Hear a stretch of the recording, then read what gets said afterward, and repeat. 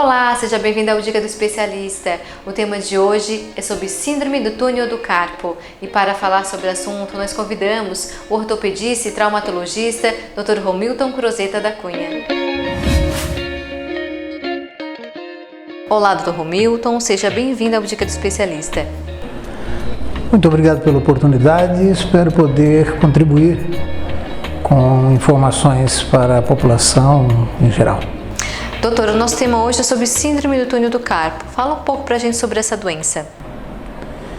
Então, essa doença é causada por um aumento na pressão no túnel do carpo, que é uma estrutura anatômica presente no punho, por onde transitam os tendões flexores dos dedos e o nervo mediano. Com o aumento da pressão, o nervo mediano sofre uma lesão compressiva, que vai ser dependente da pressão, desse aumento da pressão. Né? Quanto maior a pressão, maiores vão ser os sintomas, maior vai ser o quadro clínico. Doutor, e qual é a causa, o que causa, na verdade, a síndrome do túnel do carpo? Ela é multifatorial, né? Nós podemos ter várias causas. O trauma pode ser uma causa, uma fratura de punho, pode causar uma síndrome do túnel do carpo aguda. Tumores crescendo que se desenvolvam dentro do túnel, não, são raros, mas podem causar esse aumento da pressão, hematomas. Mas a causa mais comum é visto nos pacientes com alteração hormonal, portanto, muito mais comum em mulheres, onde os tendões, por variações hormonais, aumentam o seu volume e, consequentemente, aumentam a pressão dentro do túnel do carpo. Doutor, e assim, o doutor falou um pouco ali das causas, né? A inflamação é algo também que envolve essa doença ou não? Na verdade, a lesão é compressiva, é aumento da pressão, diminuindo o fluxo sanguíneo para o nervo. O processo inflamatório, ele pode se dar, na maioria das vezes, no tendão. O tendão, por um processo inflamatório, poderia ser causado por um movimento repetitivo, por exemplo. Ele aumenta o tamanho do tendão e como o túnel é estanque, ele não vai aumentar o tamanho, a pressão vai ficar maior e vai lesionar o nervo, que é um tecido mais sensível, né, dentro do túnel. E quais são os sintomas da síndrome do túnel do carpo? Os sintomas, eles vêm num crescente, né? Ele normalmente inicia com dormência na mão, no princípio noturna. As pessoas queixam que acordam durante o sono com a mão dormente e tem que fazer alguns movimentos, sacudir a mão, e a dormência melhora, volta a dormir e em seguida passa um tempo, acorda de novo. Com o passar do tempo, com a pressão, como ela vai aumentando, esse pode começar a sentir também essa dormência durante o dia. Para dirigir, para fazer algumas atividades laborais, para trabalhar, fazendo tendão, e isso começa a aparecer. Essa dormência vai se transformando também em uma dor. Além da dormência, começa a aparecer um quadro doloroso na mão, no território do nervo mediano, que é essa região palmar, pegando da borda radial do quinto dedo até o polegar e até a prega do punho. Então, essa região da mão vai ficar uma dormência e dor. E, nos casos mais avançados, os pacientes se referem a uma perda da força, da preensão, que ocorre na maioria de muitos pacientes, né? Em muitos pacientes isso ocorre, mas o nervo mediano, ele quase que a totalidade dele é sensitiva. A parte motora dele é pequena, é um ramo por músculo tenar, e inerva um terço do músculo tenar. Então a perda de força seria da oponência do polegar. Mas a perda de sensibilidade faz com que as pessoas deixem cair os objetos. Por isso eles referem como perda de força. A sensibilidade é o quadro mais exuberante do que a perda da força. E no caso não conseguir pentear o cabelo, não consegue escrever? Os graus de deficiência são variáveis, né? Vai depender do tamanho da lesão, do tamanho dessa. Quanto maior a pressão, maior o déficit de função do nervo, maiores vão ser os sintomas. Mas as pessoas queixam de alguma dificuldade de manusear objetos, assim, perde a precisão na mão, a sensação de para pegar, quando vai pegar as coisas parece que não, como não tem sensibilidade nos dedos e na palma da mão, ele tem dificuldade de executar essas tarefas. E essa dormência que o doutor se refere seria o tipo de um formigamento, quando a gente está muito tempo numa posição, assim, é esse tipo de sintoma? Sim, a dormência é uma perda, é uma parestesia, uma perda da sensibilidade, diminuição da sensibilidade normal da pele. E o formigamento, ele é uma hiperestesia, os dois podem ocorrer. Ele é um aumento da sensibilidade, ele fica como se estivesse formigando, né? Como se estivesse espetando quando a gente vai pegar as coisas da mão. Normalmente os sintomas iniciais são de dormência, de hipoestesia, mas pode ocorrer uma hiperestesia em alguns casos. Entendi. Doutor, e como é que o doutor consegue diferenciar, né, essa doença, aliás, chegar no diagnóstico, né, diferenciando essa patologia de outras? Chegar no diagnóstico final da síndrome do túnel do carpo? Então, um exame físico, a história do paciente, como é que iniciou, sexo, idade, né? A gente já falou que é muito mais, 2 vezes mais comum em mulheres,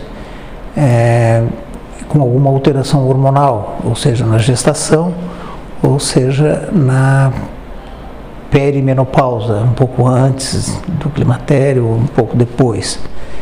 E diferente das tendinites, tanto pelo início dos sintomas, como a dor em repouso, à noite dormindo, é muito característico da síndrome do túnel do carpo. Uma tendinite normalmente é uma dor mecânica e a pessoa sente a dor quando faz o movimento, quando desencadeia a dor na hora que faz a função do tendão.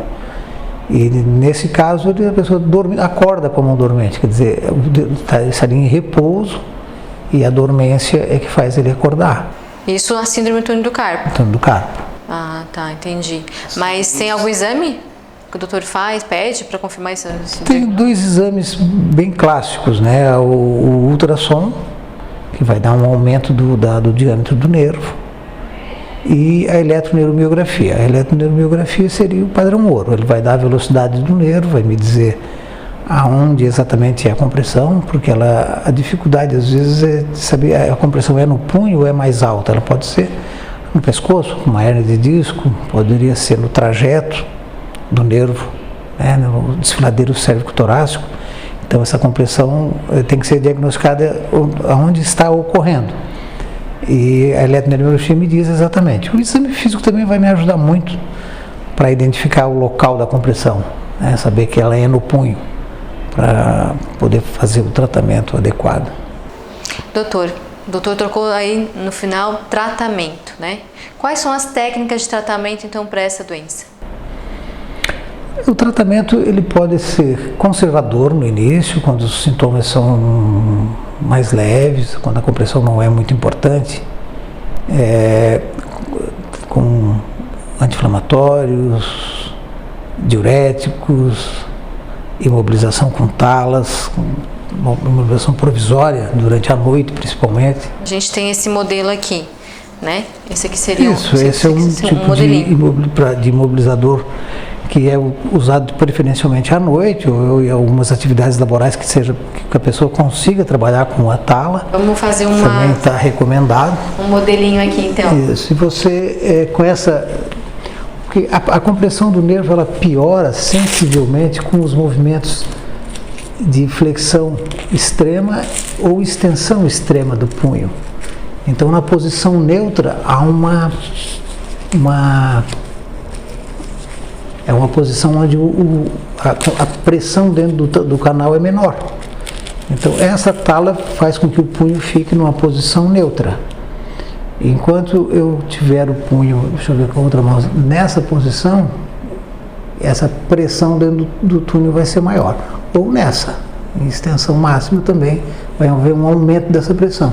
Então essa imobilização em posição neutra, ela diminui a pressão dentro do túnel, diminui os sintomas, as pessoas conseguem dormir melhor com essa tala. O uso de medicação, claro, vai procurar tentando diminuir o volume dos tendões, com anti-inflamatórios, com diuréticos, com medicação neuromoduladora para diminuir a irritabilidade do nervo.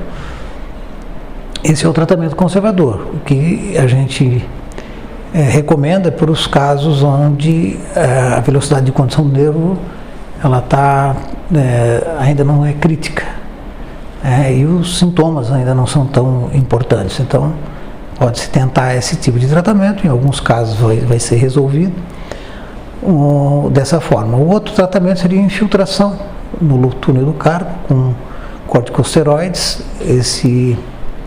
Essa medicação vai diminuir a inflamação dos tendões, das sinóvias, diminuindo a pressão dentro do túnel do carpo, também melhorando os sintomas.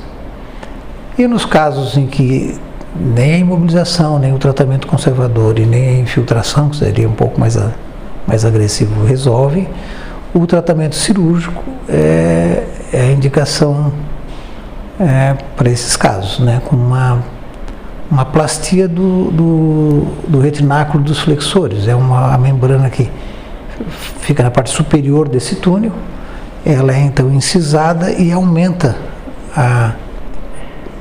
o tamanho desse túnel, ele fica maior, diminuindo a pressão. A pressão volta para os padrões normais e a melhora do quadro clínico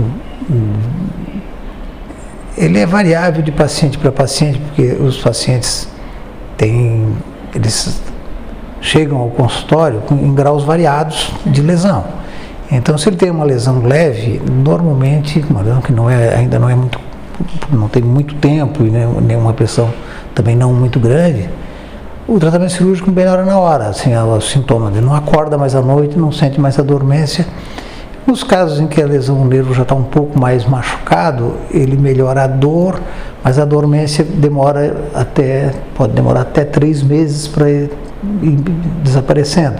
Ela costuma migrar da parte distal até as polpas digitais. As polpas são os últimos lugares onde nós teríamos a melhora dos sintomas. Em alguns casos, essa polpa digital não recupera mais a sensibilidade normal. Mesmo com a cirurgia? Mesmo com a cirurgia. E também pode ocorrer uma atrofia do músculo tenar, nos casos mais avançados, e que também não recupera.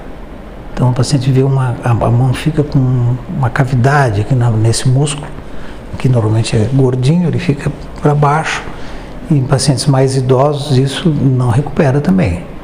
Mas a pessoa não acorda mais à noite com a dor, não tem mais a dormência.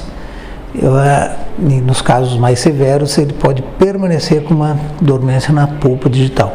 Esses naqueles casos onde demora muito tempo para procurar tratamento, já vem com uma lesão irreversível do nervo. Doutor, eu quero agradecer a sua participação aqui na Dica do Especialista. O conteúdo ficou bem completo. Acredito que quem nos assistiu vai ter bastante informação aí sobre essa doença. Muito obrigado pela oportunidade. E você que nos assistiu, continue nos acompanhando e até o próximo vídeo.